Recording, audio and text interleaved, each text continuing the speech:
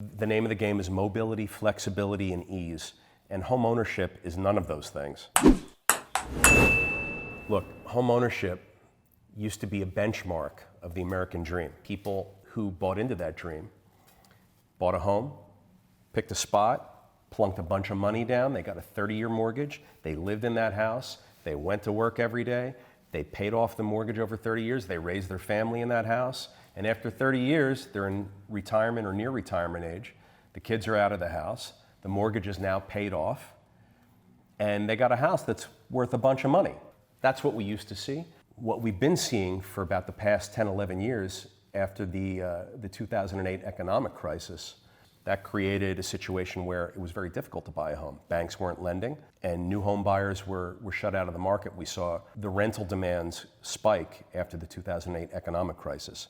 And now here we are in COVID-19, where everyone's unemployed, people are having a tough time, businesses are shut. Banks, again, are at the central part of this discussion where can you get a loan? Are spreads widening? Are interest rates coming down? Well, sure, all of this stuff is happening, but banks are turning off the faucets a little bit. But more important than all that, George, young people today, the new breed, the new market of home buyers for the next 10, 20, 50, 60 years, by and large are going to be buying homes way less. Young people want flexibility, they want mobility, they want an ease of fluidity. Whatever capital they have, they're not going to want to lock down, tie down, and anchor down into some house somewhere that they have to fix, pay taxes on, pay insurance on, maintain, do the landscaping, pay the gardener, fix the pool. I mean, all that stuff. Remember, the cost of home ownership is not just your mortgage payment. It's the way you win. Renting is the way you win. Home ownership is not the way you win anymore. It used to be. Now for young people in their 20s and 30s, the way you win is you rent.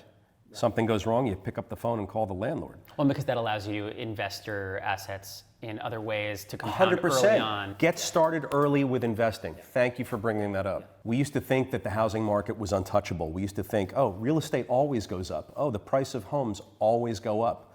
What have we seen in the past 12 years? No, it doesn't. Why do you want to lock up whatever money you have in a home where if you change your mind, or if you lose your job, or if you change your job, or if you need to change your job, you can't because you're tied into this behemoth of an asset. You can't get out of it. Now you have to fly across the country for your new job, whatever your situation is, and you still own this house. You got to carry it, you got to rent it out. Now you got a renter in your house. Maybe that's working out, maybe it's not, but I promise you that for the months that the renter is there paying you rent, it's probably okay. But for the months that they're not there paying you rent, you're pretty stressed. Yeah. So home ownership is not the same discussion as it was 15, 20, 30 years ago for our parents, longer than that for our grandparents. And moving forward, the name of the game is mobility, flexibility, and ease. And home ownership is none of those things.